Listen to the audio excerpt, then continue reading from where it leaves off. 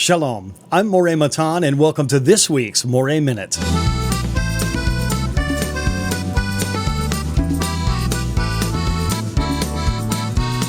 This week we have a double portion of Achrei Mot and Kedoshim.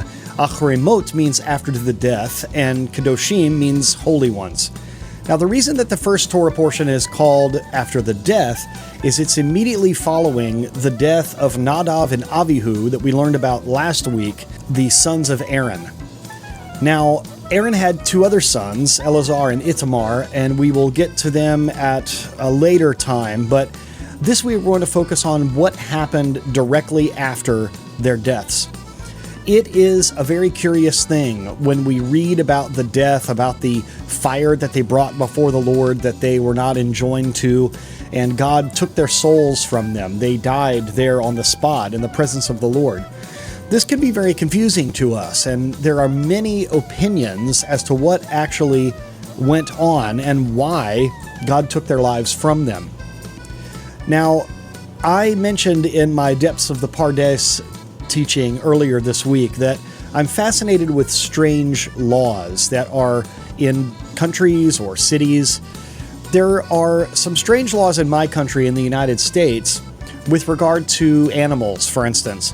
One particular city apparently has a law that on Tuesdays you can't ride an elephant down the main street. Now, why in the world would you have such a law?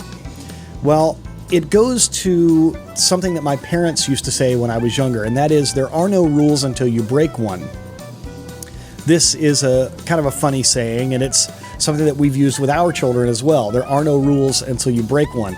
That means, let's say one of our children was jumping off the fence and they injured themselves. Well, then a new rule would be instituted, no jumping off the fence.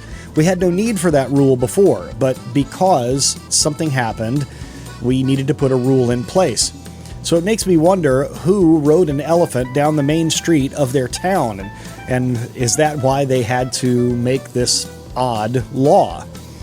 Well, the reason I bring all this up is in the beginning of Achrei Mot, there is an injunction to Moses to make sure that he tells Aaron and his sons not to enter the holy place at just any time, and not to do it unless they're wearing the specific garments that they're supposed to wear. So did Nadav and Avihu enter in the wrong way? Did they do something in the wrong spirit, or did they do it in the wrong manner? That is the question.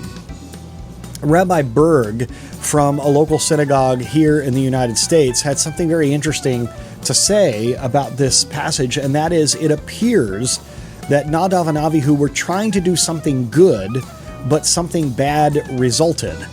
Now, there are people that have the opinion that Nadav and Avihu, that their death was an atonement for the Jewish people.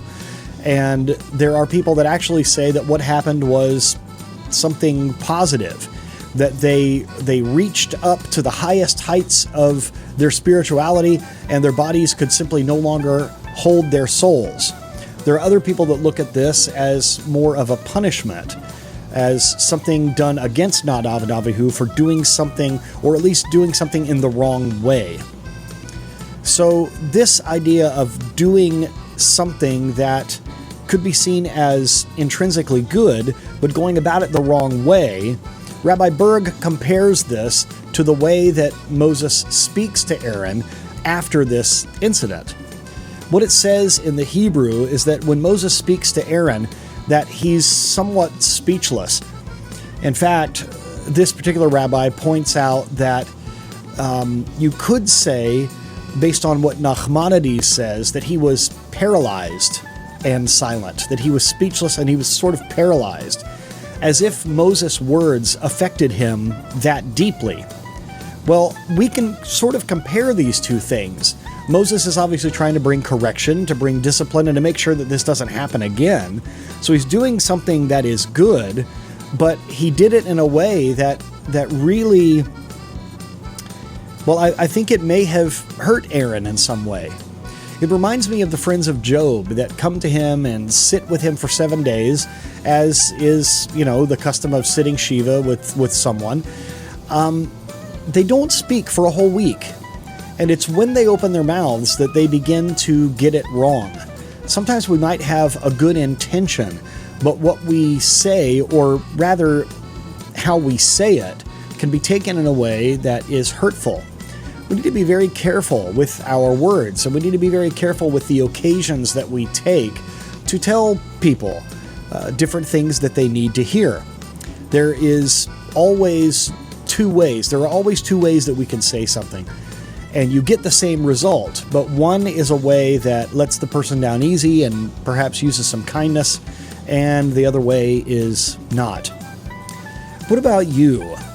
During this particular time, this pandemic, or maybe during the death of a friend's loved one, you might be sort of tempted to use language or to say things that you mean to be comforting, but perhaps you are not getting the results that you want.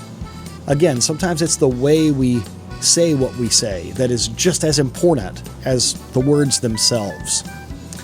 I pray that as you deal with people in your world, that you not only say the appropriate thing at the appropriate time, but that you say it in the appropriate way.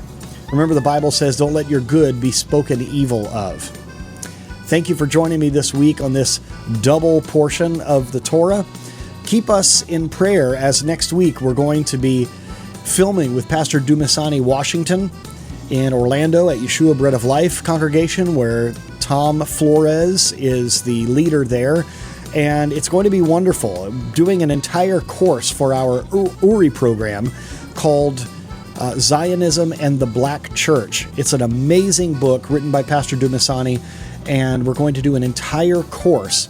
If you're interested in our Uri program, which is building a bridge between Africa and African Americans, go to af.shuvu.tv, where we still have a few scholarships left, where you can join this fully accredited program and get the credentials that you receive after completing this.